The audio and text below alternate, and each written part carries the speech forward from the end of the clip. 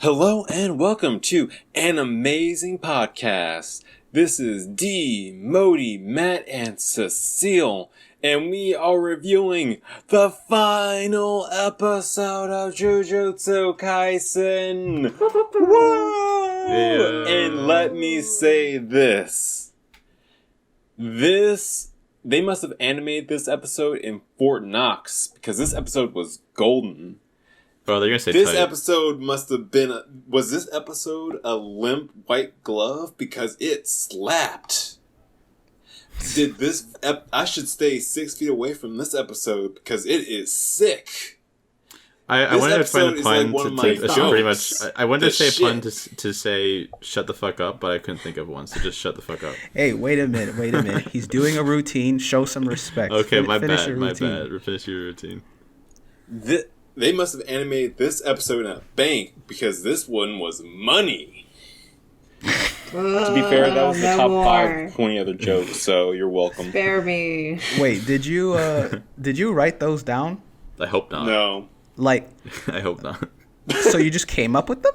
That's amazing. I originally came up with 20 separate puns, memorized them, and then whittled them down to the top 5.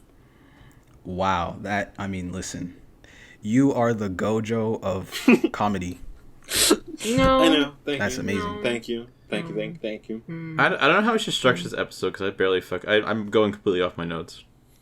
So, I will say this. I think this is probably the best animated fight in the series. But maybe I don't know. There's a lot of flaws with it too. Okay, you can't not acknowledge that. Okay, so all right. If we're doing a quick breakdown, I'll say these are the things I really liked about it, and this is mostly when the music drops. And man, this track was a hammer because it was a banger. Yes. Last one, and thank you, Seal gets it. Like the final act between Eso, Keicho, Nobara, and Yuji was just excellent. From like the synchronization with the soundtrack, with the posing, the composition, the choreography, and it even had something I'm always a sucker for, and that's the villains actually caring for one another and not all being like, haha, you defeated my disposable pawn that I care nothing about. God. Yay! Is it like a motif? Can we acknowledge that it's a motif? Like, brotherhood is such a motif in this fucking anime. It's like the sweetest thing in the world. Mm-hmm. And it's gonna break your heart in the future. Who else showed brotherhood? The monsters. Toto and Yuji. So Toto, Yuji, and the bra strapped guy, Titty Man, and the monster glob, along with the guy with like the band over his nose and the pink eyes, Chozo.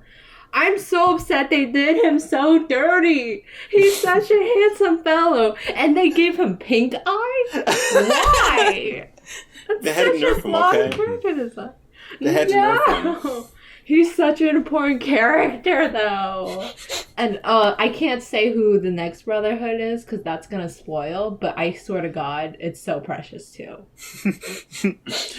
And, like, it's because I'm always a sucker for this because it feels real, and I kind of like how it kind of slaps the whole power of friendship thing in the face when you have, like, the main characters just leveling them.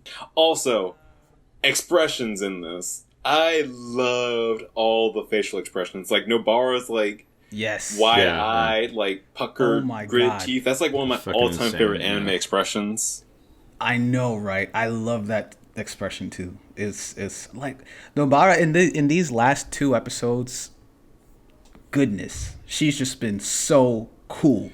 Like, so cool. I think I can say confidently that out of the main characters, the 3 main characters, she's the coolest out of all of them, like, in my opinion. That one slow-mo, like, big expression before they did like that joint attack from Nobara, that is simultaneously my kill and O face.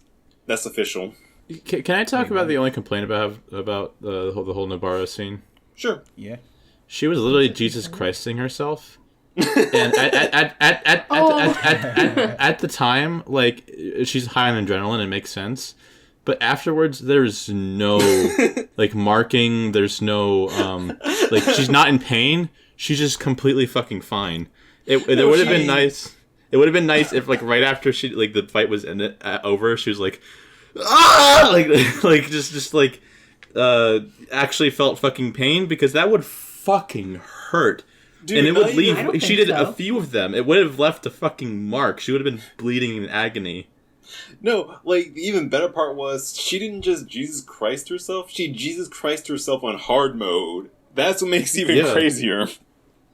No, it's like, it's a cool way. I think I have no problem with her actually stabbing herself, but I don't know. I feel like they should have, it's kind of minor, but they should have showed, like, something afterwards where she was, like, fucking actually felt it afterwards.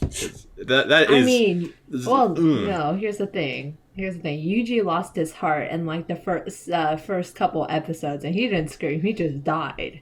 So no. But Yuji wasn't conscious. He was fucking like dead. He would like Sukuna was taking charge of him.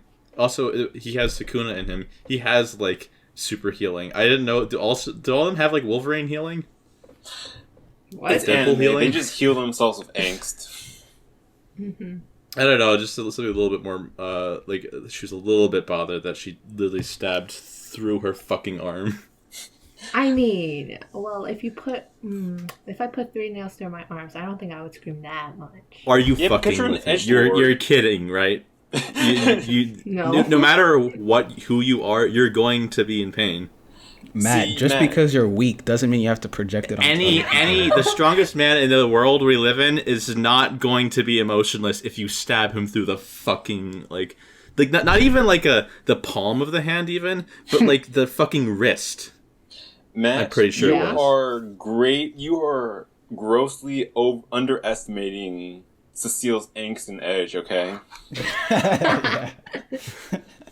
Thank you. Although one thing, so this is going back to what Modi said about how things aren't always explained super well in Jujutsu. And by the way, sorry, before you say that, can I just say something that I forgot to say like 2 or 3 episodes ago? Go ahead. I just need like, I know you guys already know it, but I need like the entire world of YouTube to know it, and that is that Gege Akutami, the author of Jujutsu Kaisen, in an interview a few weeks ago, literally said himself that he doesn't really care that much about world building. All right, just let that be out there. All right, just let that be out there. I respect that. I respect the hell out of that. Because you have like some writers who are just like, okay, like, oh nah, like if people don't like my stuff, they're just hating. Yeah. But this dude's just like, yeah, like I don't do world building. Like I respect the crap out of that. And to be, I don't want to like, you know, skew his words, even though I think to me it pretty much means the same things. But he says he doesn't really want to get into the whys and hows of things, which to me is pretty much saying the same thing. Like you don't care about world building. But yeah, sorry, go ahead, D. What were you gonna say? So jumping directly off that point, so there's this whole scene. So this episode kind of like further emphasize your point of like explanation not being the strongest suit of Gege's writing, because I realized something. The explanations in Jujutsu Kaisen are perfectly paced, like one of those really long drawn out anime exposition dumps for when they're doing the moves, but they are not structured like that. Like, I'll give them credit that they're at the level where if I'm just going on full monkey brain, they're smart enough for me to nod and just be like, yeah, that makes sense, totally, that makes sense. But when you really like stare deep at them, they a lot of the time feel very janky. And the biggest one of those, I think, was this one where they make this whole point of like Sukuna being immune to poison and yada yada, but like they also earlier explained that the move technically wasn't poison, but was initially poison, and I'm just like, it feels like it needed someone else to look through there and just say that, okay, this doesn't make enough sense. I think this needs another read over. I feel like it needed an editor pass to get that straight because, well, I will say it didn't detract from the fight because, again, it's like they say the move isn't poison and they make a point like, haha, he's immune to poison. So, like, the fact that Sorry, I was just going to say, the thing I didn't get about that part is the fact that, okay, Sukuna is immune to poison, but then why don't you, like, these guys are going to die anyway, like, right? So why don't you just make it so that the power is poison? You know? So that it'll just make sense. Like, that's the easiest way for it to make sense, you know? Well, Sukuna is, maybe he was just waiting to see, like, maybe last second he would have butted in or something, but I still think he kind of needs permission in order to, like, be immune. Like, because Sukuna himself can also heal Yuji, but Yuji can't heal. He's got to he's got to let Sukuna take control if he wants to heal. At least that's what I understood from last time, because his, like, arm didn't grow back till after Sukuna took control. Right. But I do give it some credit because if it being poison was, like, a drawing factor for the future of the fight, for, like, the remainder of the fight, and they initially just said it out loud that it isn't technically poison, I think that will have ruined the entire fight for me, honestly. And I'm glad they sort of caught themselves. Yeah. And another part about that fight that I really enjoyed was how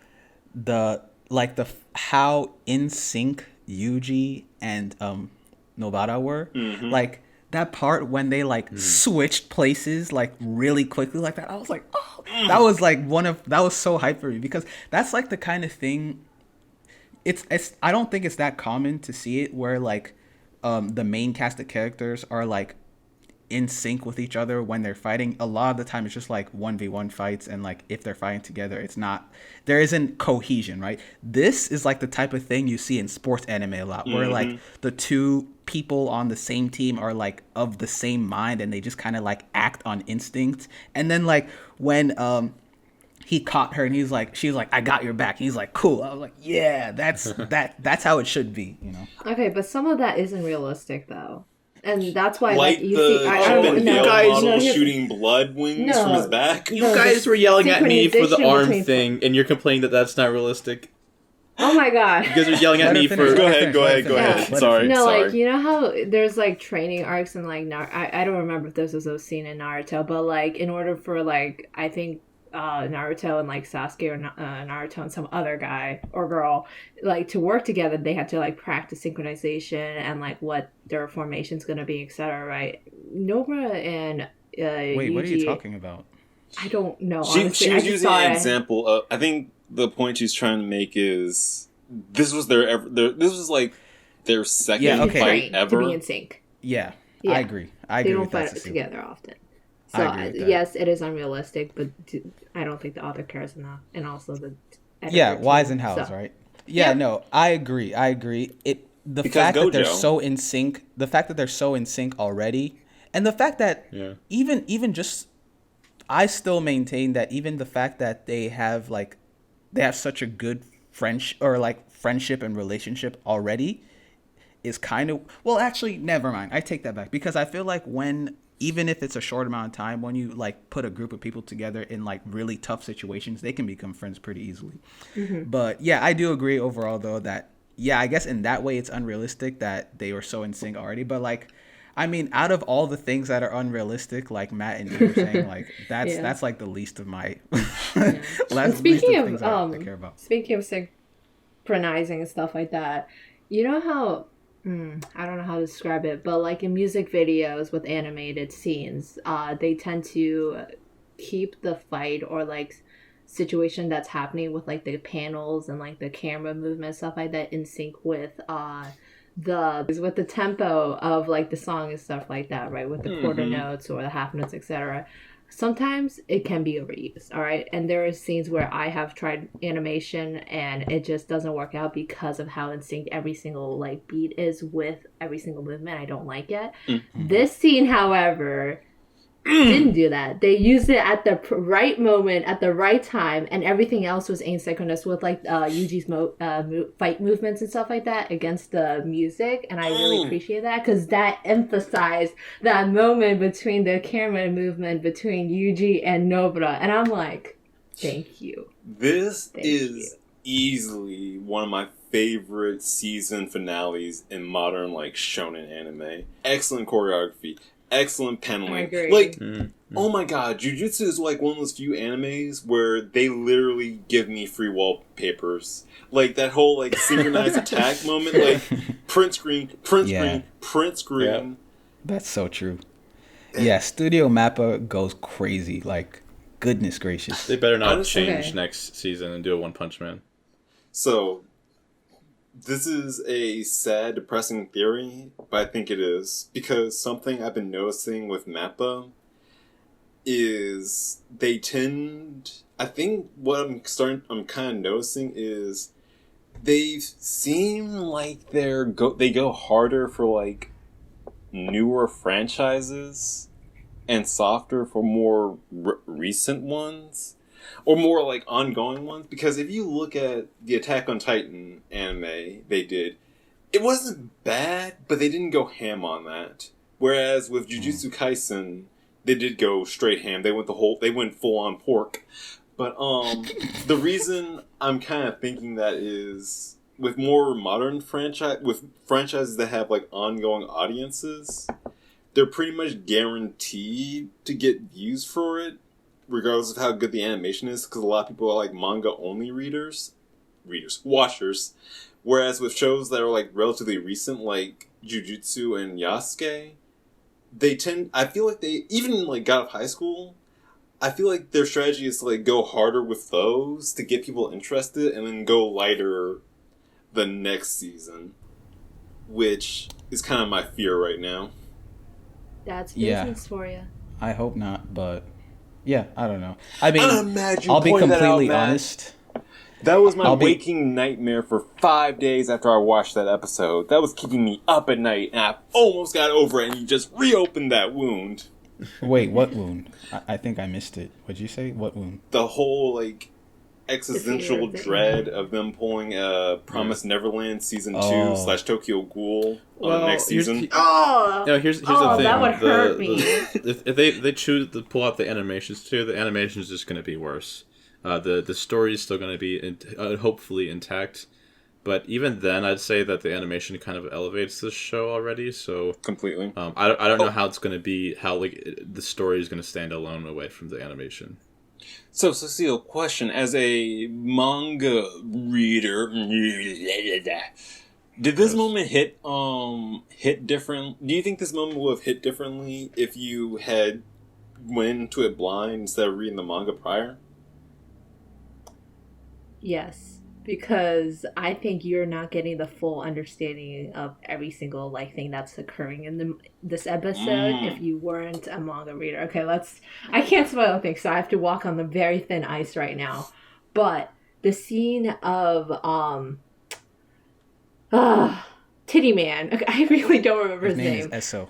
Esso. S. And his like final moments before death, right? And he's crying. He didn't have time to mourn for his brother, but he's trying to make his escape. He doesn't make it through, and he like has tears in his eyes, right? And in the background, even though in the animation it's like a really epic scene with like the sound effects and Yuji is about to punch him to death, right? It pulled an Avatar, the part where like Azula versus Zuko, and like even though it's like an epic battle between like blue fire and red fire, it's still very sad scene, and it's very depressing and stuff like that, because you know their families, etc. And could go deeper into that, but that's not the point. If you were to compare it to this, then that's exactly what manga readers feel, because there's a thing about Chozo that's connected to other characters that are not the brothers. How do I say this without spoiling it? Oh my god. Anyways, it's a Things very happen, emotional and you'll scene. get it when you read it or you see it. It's really sad. I cried, okay? I was so upset. Okay, I don't have an attachment to Esso and the other guy, but Chozo and Yuji, oh my god, my boy Yuji had such big empathy towards... Who's Chozo again? Chozo's This is their the brother. pink eye guy who's not with the demon brothers fighting Yuji. But he's their Nobara. brother. Their third But brother. he's their brother, yeah. Okay, gotcha. So, this is a scene where you like start to understand that Yuji is really questioning his morals at this point. He's recognizing that he's hurting more people than he is saving people, or that's what he thinks at least. I just realized something. Yeah. Yuji, when Yuji, when Eso went Titty Man went from SO to SOS after fighting Yuji. Are you kidding me? I was talking about such an emotional scene. It's I know. A joke. Really? That's always the best time to put a joke, though. Honestly, true. True. Before I feel like we're going to start talking about the other stuff, but before that, there's just one thing I wanted to mention about the fight, which is that Nobara used Black Flash. What do you guys think about that? Oh, no, I remember. I feel bad for Nanami now. I feel really bad for him. That's so true. That is actually really true. I thought it was cool, and I thought the circumstances under which she used them actually made more sense than the circumstances when Yuji first used them. Mm-hmm. I do feel bad for Nanami, like you said, and yeah, I also I'm a little bit. I kind of don't care anymore at this point, but I'm still kind of a little bit disturbed by how strong they are and how fast they're improving. They went from Naruto to Naruto Shippuden in like one season. Yeah, I think I guess personally I'm just not used to, but like I prefer shows when the development is slower, like at least when it comes to like strength, and power levels and stuff like that. But yeah, I thought it was really cool though, the fact that she used Black Flash. Yeah, but My Hero and like a whole bunch of other stuff though, I guess usually there's training arcs. There aren't really any training arcs in this one, so yeah. See, that's the interesting thing, because another one of the shows I've been following was like Kamen Rider for a little bit, and this one of the shows has the weakness of introducing a new power-up every episode. So I'm like, man, this is so ingeniously slow-paced. It's perfect. Like, they beat someone without powering up to a new form? Badass. Oh yeah, my topic was this is kind of going to go off of Cecilia's thing. Perhaps I would have cared if I actually knew about the other characters, but making me feel for the brothers did not work. I did not give a shit about the brothers. You heartless bastard. I feel like it was a very cheap way to throw in some like emotional scene at the end when it was very unearned, and I just did not. I was not feeling these villains. You heartless monster. Here's the thing. Okay, so with that kind of thing, so this is a personal preference at this point. It's a matter of, do you prefer feeling for the characters and then the author delivering the final blow, or do you prefer the author like delivering it, but then later on develop it, and then forces you to reread it and then get the understanding. As it is right now, I don't give a shit about these two. That could change. Especially, like, that's not a bad thing, It just, as of right now, I did not feel these guys as the finale sort of villains. They're really weak to me.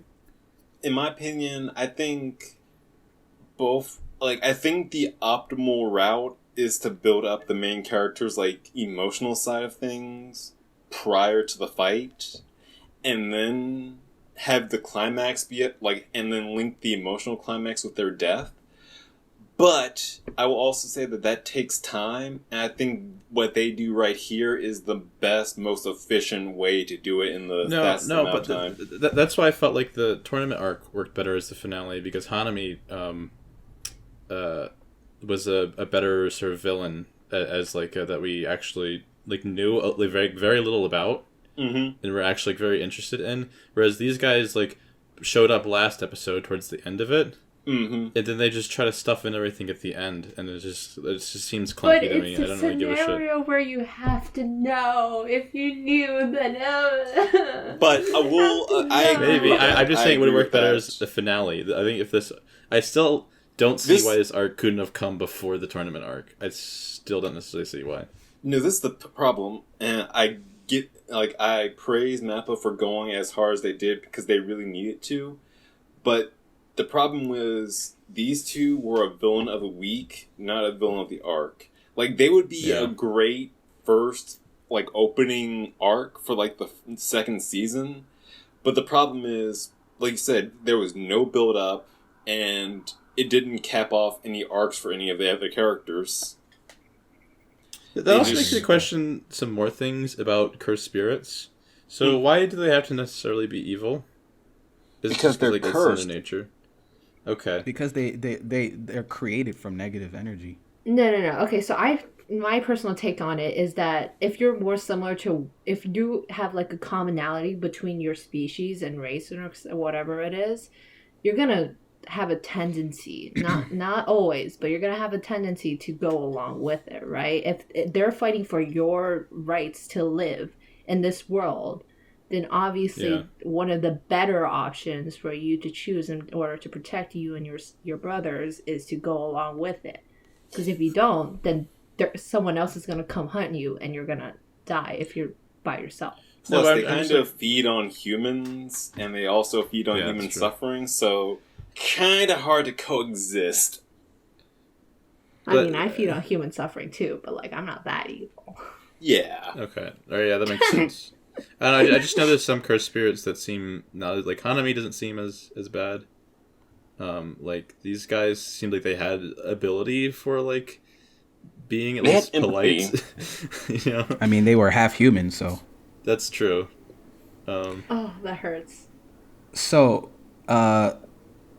this time Yuji didn't hesitate to kill. He didn't hesitate to kill a part human. What do you guys think about that? Awesome. He did. Or do you have any thoughts on it? So he had regret, which was cool. The final scene of him saying that hurt. I like that, and I also like how they're not wasting time of him like trying to desperately. They're not doing the standard like hero trope of like, but I can't kill. Killing is wrong. Like I like how he is not afraid to like. He's not overly naive. Like he understands that killing is necessary, but he isn't like full on murder boner. Like, but he still has regret. Yeah, like, but you know, nice. Okay, I kind of see your point, D. But I like if I'm watching, you know, these types of series, I want that pure, unadulterated idealism. You know, like that's what I want. Like I want a series that'll make like a main character who is for like all intents and purposes other people would say is naive or too idealistic, but they still somehow make it work. You know, yes, that's what I appreciate a lot about Naruto. I don't know if it succeeded 100%, but at least Kishimoto, he definitely tried when it came to Naruto. I think that goes into like that pure unabated charm of like that's like the hallmark of really good shonen, in my opinion. Yeah, but on the flip side of that, I definitely appreciate the fact that it's like it is refreshing to see a character who's not like, you know, the same as everyone else, and like he's gonna do what he has to do in order to, you know, get the job done, and he realizes that it's going to you know, it's gonna cause harm.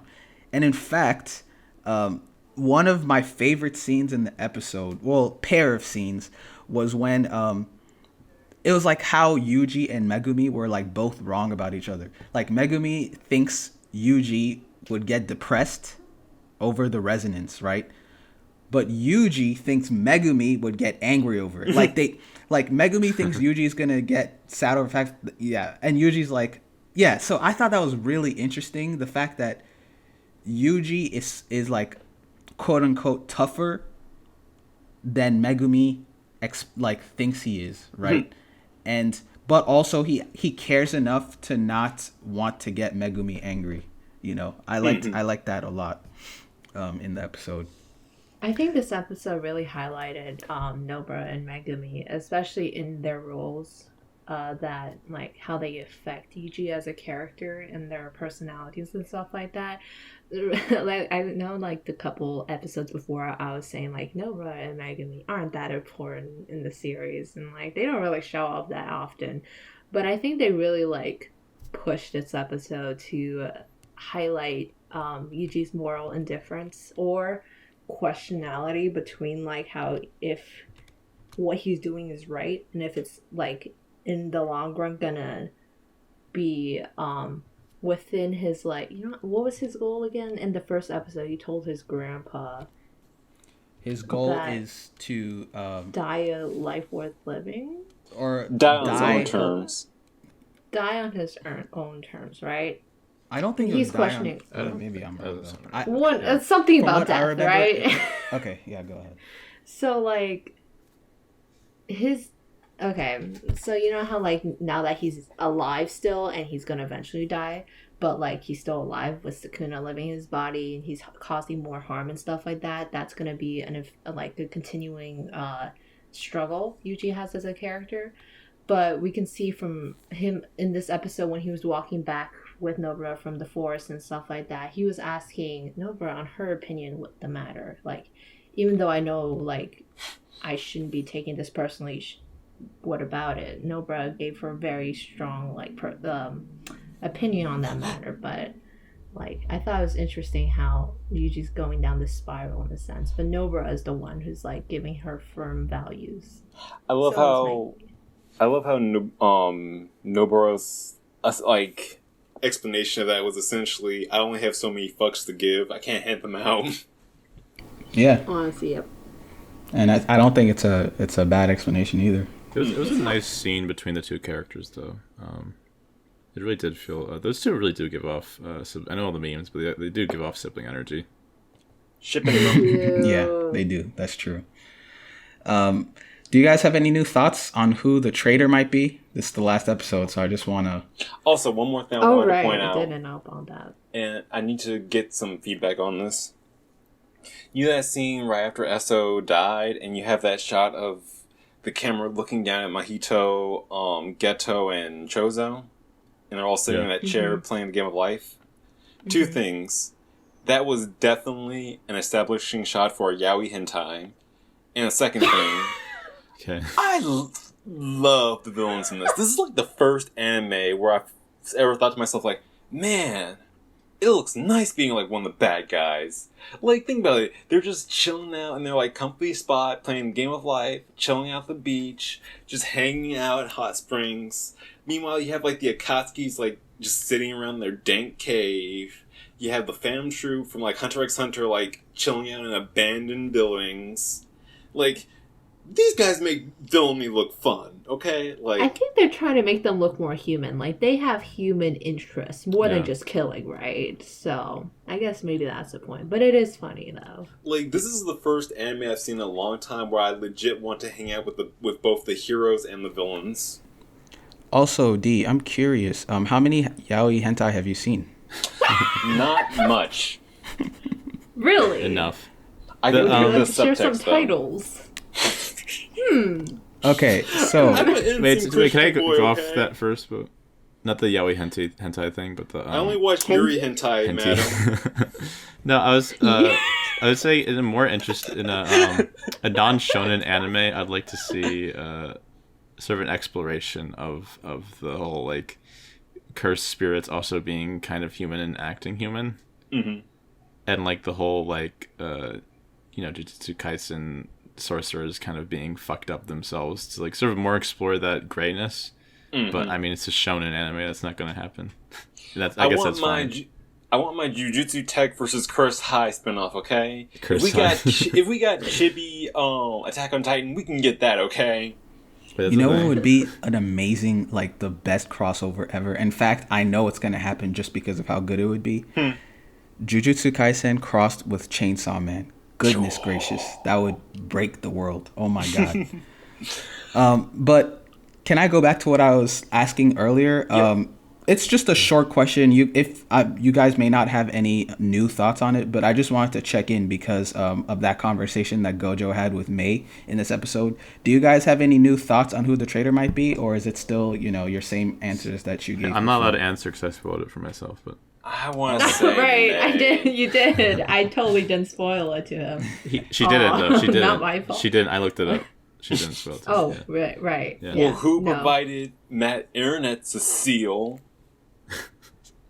I Not, think not her. Not me. A likely story. Go on, all right, Marty. I guess. Yeah, I mean, I don't really have any new thoughts. I guess all I would say is I'm more certain now that it is a student, just because Gojo kind of went out of his way to Student say. from which school? I Tokyo or think I had Kyoto? said. What It's student is your irrelevant to my top priority? point. It's irrelevant to my point. My point is that since Gojo went out of his way to say that it's he hopes it's not a student, now I'm like more sure that it definitely is a student. No, I'm I curious literally- though. What student do you think it is? Honestly, Sorry? though, I won't react to it because I don't want to spoil it for you. But what student do you think it is? Oh, And comments don't spoil it either. Don't even say anything about what we're saying. But go on. I forgot. I have to think about it. I had said who I thought it was when I was like fresher on. It was like during the tournament arc, but Okay. yeah, I forgot who it was. honestly, I want like the only person I would definitely rule out is Inumaki, because I'm just picturing him trying to like give out intel, and they're just raiding a notes, sushi like- facility. I remember. Okay, I think I'd listed a couple of possibilities, like maybe 2 or 3, but the one that I do remember is Mai. I think Yep. Mai is Nice. a strong possibility Yep, to be totally. the traitor. Going back to Inumaki though, I want him to hold up like signs with words in them sometimes. To like communicate. You know, like they do like cartoon, like the Willy Coyote will hold up a sign and it'll be like. Well, you gotta put it into modern terms. He would probably hold up his phone and. He's got like a type out. giant iPad, like. Cecile, For that doesn't everyone make to see. Cecile, that doesn't make any sense. Obviously, he would have a whiteboard and a Sharpie. No, I think he would have a Nokia. That seems more his personality. Anyways, go on. Sorry, I just a bit dumb joke. Yeah. Yeah, so I mean, I just have one more thing I want to talk about, which is promotion to first grade. Who deserves it and who doesn't? So we have Panda promoted, Maki promoted, Yuji promoted, Megumi promoted, Nobara promoted. So all the Tokyo Out of school those, ones. who deserves it? Who doesn't? And is there anyone who wasn't promoted who you think should have been? I have one, obviously Inumaki. Inumaki's Definitely. already like semi first grade. Wait, he I is? would Yeah. also No, well, say- no. He's when Panda was like ranking them. I think he was like, "Oh, Inumaki is about as strong as that," but I don't think he's officially No, as of he's yet. the first grade. I'm pretty sure. Is this true, Cecile? Our don't fact know. checker, our manga fact checker. Okay. No, I don't know. Okay, I'm but yeah, not gonna- then you guys give me your thoughts then on who should have been and who shouldn't have been. Okay, I think you're gonna be surprised by this one. I don't think Maki should have been promoted. Really? Why? She like Yeah. destroyed Out of all the two. people- Okay, I love her. That's crazy. But this is more influenced by the recent chapter in the manga, so I'm not gonna spoil it Okay. again. But even though Maki has shown like very strong, I guess, leadership characteristics when it came to the fight with Megumi and against Hanami, and she is very physically strong and stuff like that, I really don't think she should have been promoted despite her strength. I don't know how to describe it. but- Inumaki is grade 1, by the way. I looked it up. Oh, okay. All right. Well, I don't trust that because that's possible that you It just could saw be the later, wiki too. and it was based off the manga. Yeah. Yeah. But I mean, yeah, you could be right though. I also want to protect her, so please don't throw yourself into a Yep. fight that you're gonna die. And in fact, I'm gonna say, I really don't think he is first grade at this point because it would have definitely been explicitly said. I feel like, but yeah, I don't know, maybe. But the thing I want to say is, Cecile, I think it did you say changed my that. mind because when I think about it, about Maki, Maki. I was like, at first when I think about Maki, I'm like, oh yeah, that fight when she fought her weak Oh, ass those are sister. both 4th grade, yeah. Those are both You 4th know, grade so- sisters, yeah. So I was like, oh, like in my mind, Maki is super strong. But when I think about her fight against Hanami, it was okay. Like she was definitely not on Yuji and Toto's level. So I do see your point, Cecile. I'm gonna change my mind and say Maki doesn't deserve But then it. you could also I still say love that Maki. Nabarro, though. Maki's the traitor too. Don't you dare do that to Because her. Nabarro got her And ass handed by Mai and almost got beat by the witch girl. Or at Yes, least we didn't but she know. used Black Flash. So to me, that's I don't think they know that, though. But she's qualified by like the fact that she used Black Flash, whether they know or not, does qualify her for first grade. Okay. Yeah, exactly. I'm not thinking about what they know or not know, but I'm just thinking about how I feel, and I think based on that, I do think she deserves. And she's just a badass. Okay, I don't care. Yeah. Because she did get beat by like 3 different sorcerers that are like pretty low grade. Yeah, I don't care. Like, Novara deserves everything, okay? She deserves first grade. The only person, you guys might be surprised by this, because at the beginning of the series, I was, super crazy about this character, Panda. Maki. Yeah. Oh. But I don't think Panda deserves first grade. That's straight up nepotism there. He beat a first grade sorcerer, though. Or a semi-first grade sorcerer. He beat Mekamaru, who was semi-first grade. Okay, which means he was being considered for first grade. He still beat his ass. I don't even think semi-first grade is an actual rank. I think those ranks were it means they're being. I actually looked this up beforehand. It means they're being considered for first grade. Like, essentially what's happening to them now. Okay. I'm pretty sure. I see. So basically what you're saying is, at that episode when Panda was like, oh, these, like, when he pretty much gave like a power scaling of everyone, that was actually what their actual ranks were. Well, also before the fight, I'm pretty sure they were like, oh, you guys, I don't know, first graders are going to be like brought down by these like fourth. I don't know. I'm pretty sure they mentioned at some point, but also I did kind of look all this up beforehand. But yeah. Okay. All right. So it's completely possible that I just totally forgot all that stuff. They could have said it. We could have forgot. Maybe they didn't. So I don't know. The comments if it's the case that Mekamaru is semi first grade and Panda beat him, okay, I can see that. But I still. Honestly, I have a hard time seeing him holding his own against even Esso and Kechizu. So that's why, to me, I think I'm not sure. But there's no reason why he wouldn't be able to. No, Panda's definitely not the type to be on his own in these kind of like fights against cursed spirits and stuff like that. But we're forgetting that a majority of sorcerers are also incredibly weak and not able to hold their own, right? Remember the guy who just appeared for like one episode in like the underground place with when Nami called him? That's a sorcerer. But the majority of sorcerers aren't first grade, and Panda got promoted to first grade, which is why I'm saying I don't think he... Okay, what I'm saying is that even though he's not able to relatively hold his own fight, the fact that he's able to have like 3 souls in him that's able to have different like physical capabilities as well as keep him alive is going to be super helpful. But he did hold his own though in a fight with another. But he did hold his own, and that against Mekamaru. That's my argument. Yeah, Mekamaru is pretty damn powerful. He's got a cannon in his body. He's a fucking cannon. Yes, bitches love cannons. I guess you know what I think what it is. Again, sorry. Go without seeing him fighting, an actual cursed that's what I was saying last episode. And nonetheless, hold on, let me finish. Yeah. And nonetheless, a cursed spirit who is strong, at least first or special grade. I find it hard to that's what I was agree with that. saying last time though is back when when this arc was happening, I was saying we needed an arc where we actually see these guys in their normal, like how they fight cursed spirits, like their normal sort of strategy, but we got like these weird special cases where they're fighting other sorcerers, so then like the power scale is all fucked. I think that's a good point. Yuji, obviously he deserves usually deserves like super special grade at this point, right? So he deserves 0 grade. Megumi took down a special grade all by himself, so yeah, obviously he deserves it. Nobara, we've already been through that. Yeah, the only person I think really I'm willing to let go the fact that Panda got promoted, but the fact that but we already went through that. I was gonna say the fact that he got promoted over Inumaki annoys me, but I guess Inumaki is first grade. So if that's the case, then I'm happy because he deserves it too. Inumaki. Pretty much all the Tokyo school kids are all first grade.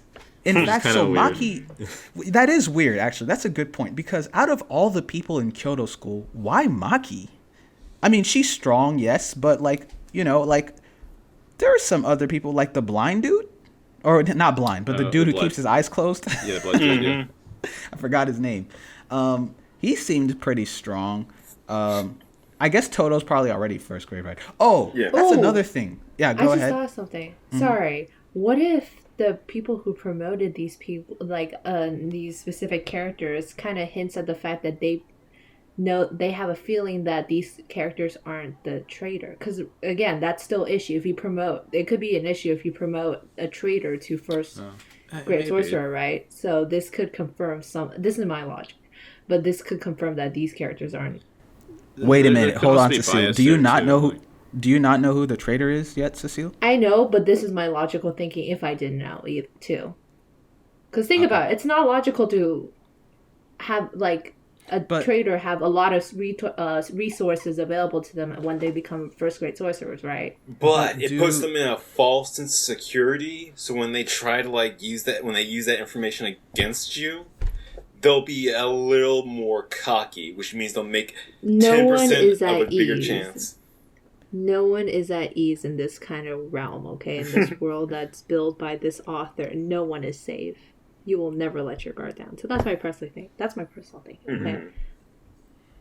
So I am also concerned about what's going to happen to like Miwa, the witch girl, and Mai. Are they just going to like remain like low like they just like blew by them? So like they're like the only ones that like are like really low tier right now. And I guess they're probably not going to even mention them again, but I don't know.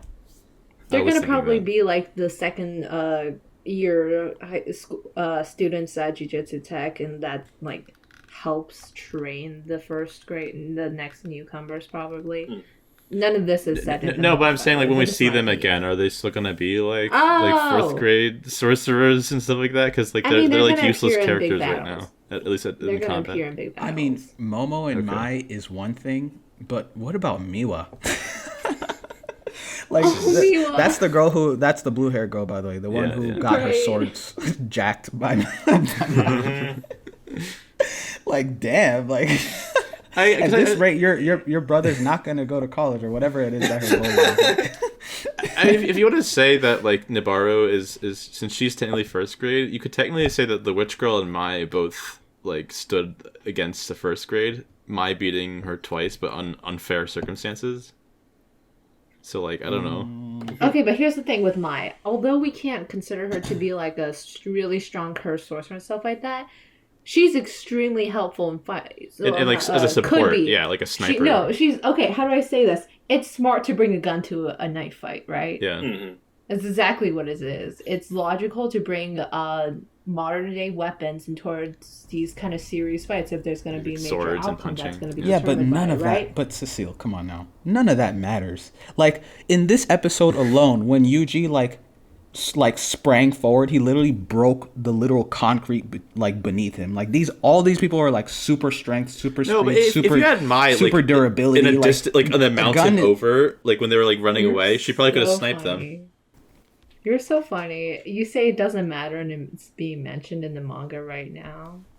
Okay, so so that's gonna bring me back to the beginning of this episode where I said Gege has said he doesn't care about the Wise and Hows, which means that it doesn't surprise me if 100 chapters afterwards somehow he makes it somehow matter the fact that there's guns or whatever, like that doesn't surprise me. You could have like a glass cannon support like way in the back, because they might not even be able to interact with the like monsters, while the heavy hitters could be in the front. Okay, speaking of the Whys and Hows of this. Okay, sorry, this is gonna go into a different topic though. So continue if you want to talk about this. Go ahead. Okay, the Whys and Hows of the story. All right, sometimes it doesn't make sense. Sometimes he does think about it and stuff like that. Do you remember in this episode when they mentioned a man named Kamo Noritoshi, the man who was interested in the birth of a child between a human and cursed spirit? Yes. Yeah. Opinions? I kind of like that. It was like a funky little thing. My only opinion, and wow, oh my God, Cecile, you just got at the very last second, at the very end of the very last episode of season 1 of Jujutsu Kaisen, you managed to squeeze out one more beautiful theory from me, and here's that theory. Okay. Okay. I can't wait to tell you wrong. Noritoshi is this is actually a very general theory. He's somehow related to Sukuna in some way. That's my theory. Boom. There you go.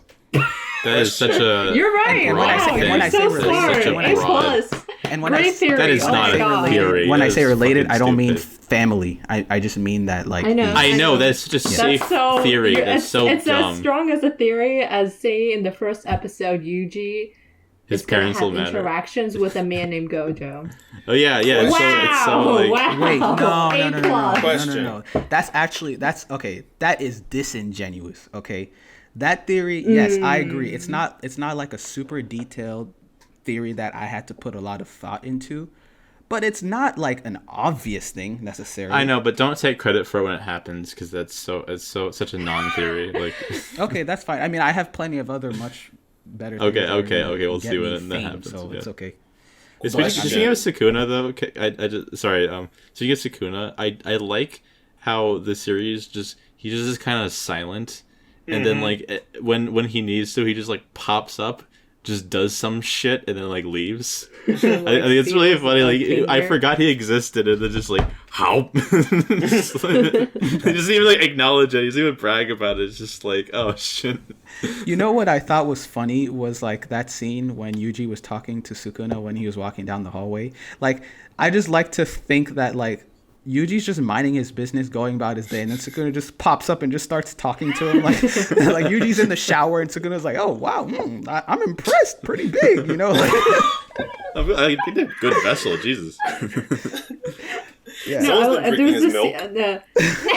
There's a post that like someone made about like a meme about that specific scenario and how like Yuji and Megumi are like best friends and they always had sleepovers until Sukuna came along, and then that's when Sukuna started like flirting with Megumi and like the sleepover. Oh god. Please, Yuji, just kiss him once for me, please.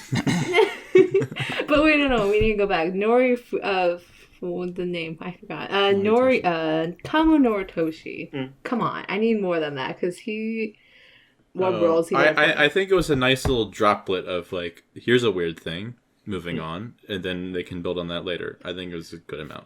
Yeah. Okay, fair enough. It is a build on later. I just don't like being left alone in my pain. Well, you are, so deal with it. But also, Sorry. I feel very, That's what I feel very That's happy okay. right now because Cecile pretty much confirmed my theory correct. Like, Oh my the moment god! I said I it. literally told you Just- not to be an ass Wow. about it. Just from her Theory reaction. that Sukuna and Mr. Kama are related Okay, somehow. I think Sukuna's gonna show up For again. a second.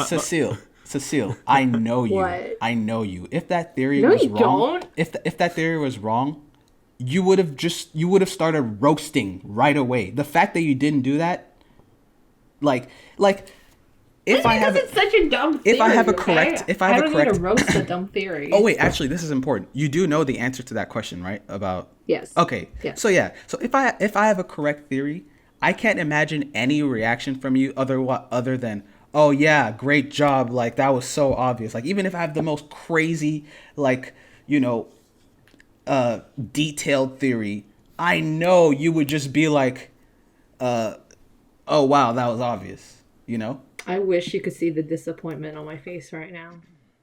Hey guys, I have a theory too. I think Sukuna's gonna be a big villain later on. I don't know. Bullshit. Wow. Bullshit. Bullshit. Wow.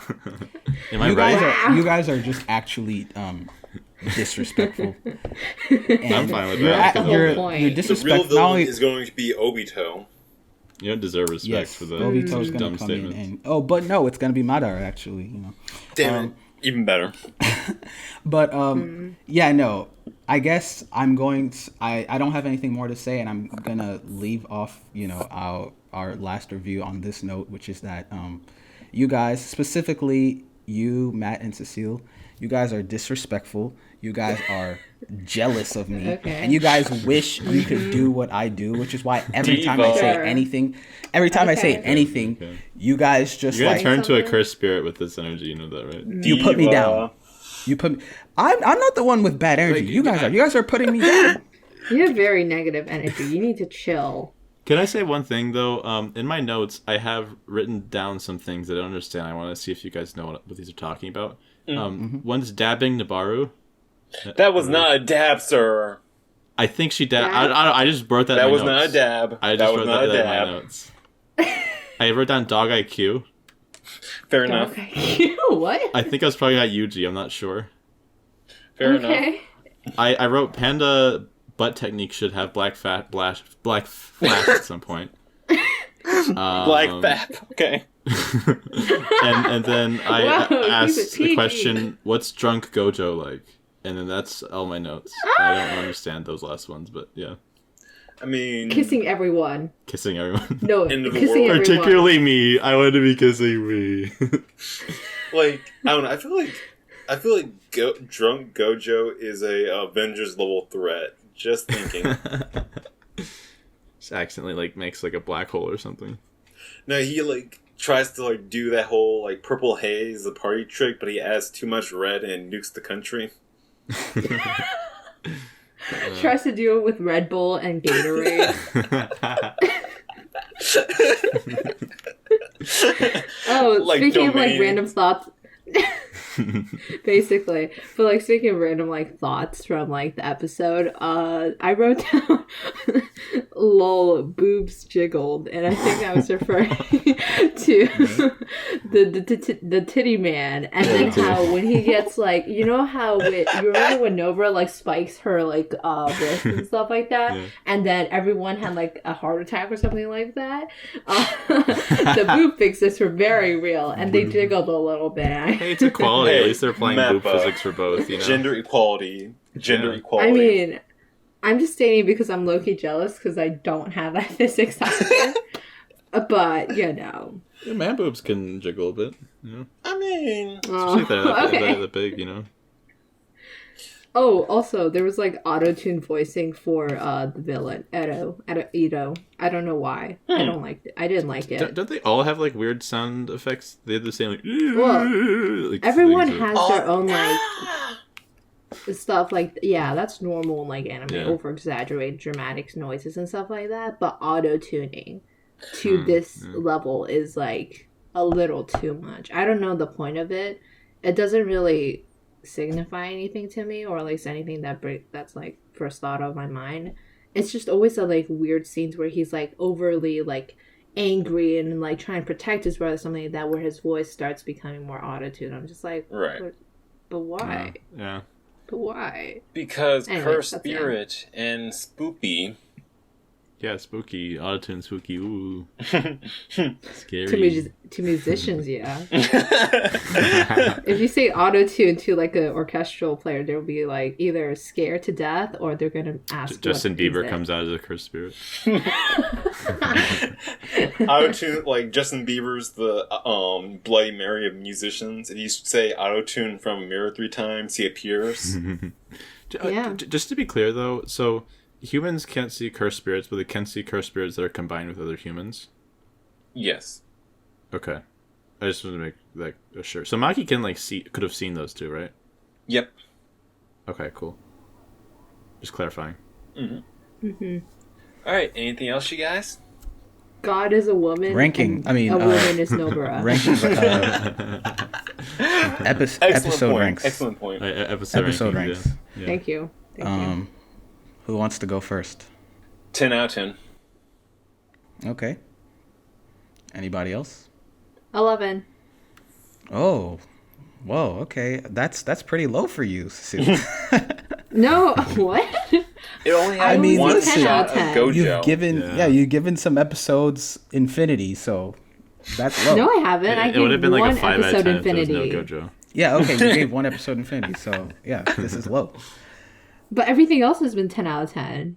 And true. except that one episode that low-key wasn't that great, but It was only an 8 out of 10. Super But, like- disappointed. only 8 out of 10. My point is, if you average them out, this is still way below the average, you know?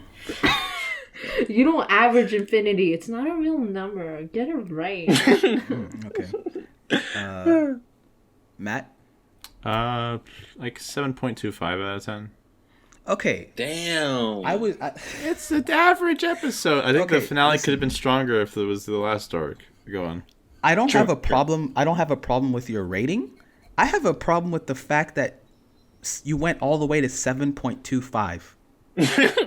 like you went Average out rating, into, like, the average hundredths episode is of 7 out of decimals.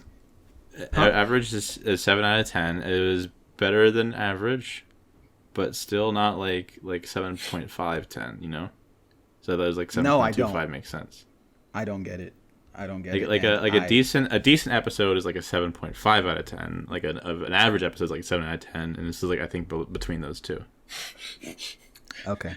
All right. Precision ranking here at Animazing, Exactly. okay? Yeah, no. Yeah. Okay, the thing is though, because like if you give it a 7.25 out of 10, that means that you literally have like a 40 level rating scale, which is crazy.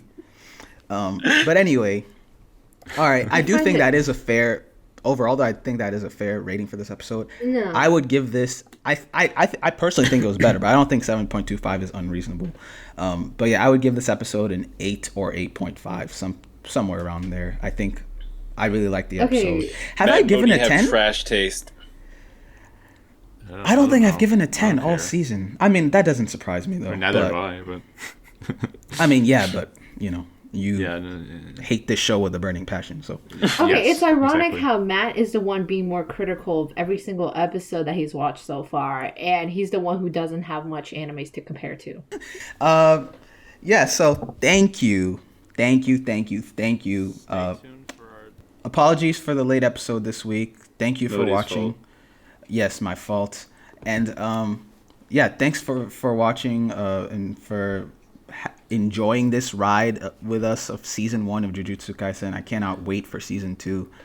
Yeah, that's been our review of episode 24, the season finale. We thank love you you for watching. guys. Yeah. Keep on checking I out the don't. channel. Give me a kiss. Subscribe. Yeah. Like, Matt accepts/gives free hugs, but he has BO, so I wouldn't recommend it. that's true. But it's good BO. Okay. Okay. It smells Wow. good. It smells nice. It smells like panda. Sunshine. Panda a good smell? I don't think so. He smells like sunshine. Yeah.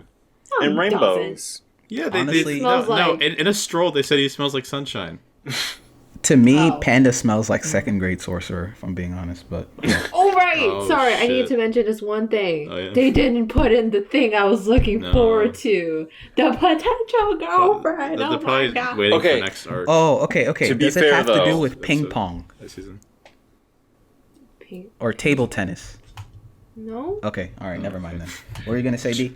To be fair, though, the one before, the after credits scene before, Yeah, it was was great. pretty much the best one, second best one in my opinion. So good note to end on. What was the best one? The Curse High School one. Oh yeah, that one Really? was good. Yeah, that one was really good. I think mine was probably the one where what's his name? Toto was watching his idol girl. I forgot her name on TV. All I right. thought that one was really funny. Yeah. So yeah. I guess for the 50th time, that's been our review of episode 24, season finale of Jujutsu Kaisen season 1. Thank you for watching, and maybe come back if there's something else that we do. And yeah. Awesome. Unless you Bye. don't like it, then you can Alright. go. Bye. Sayonara, best of Bye. friendos.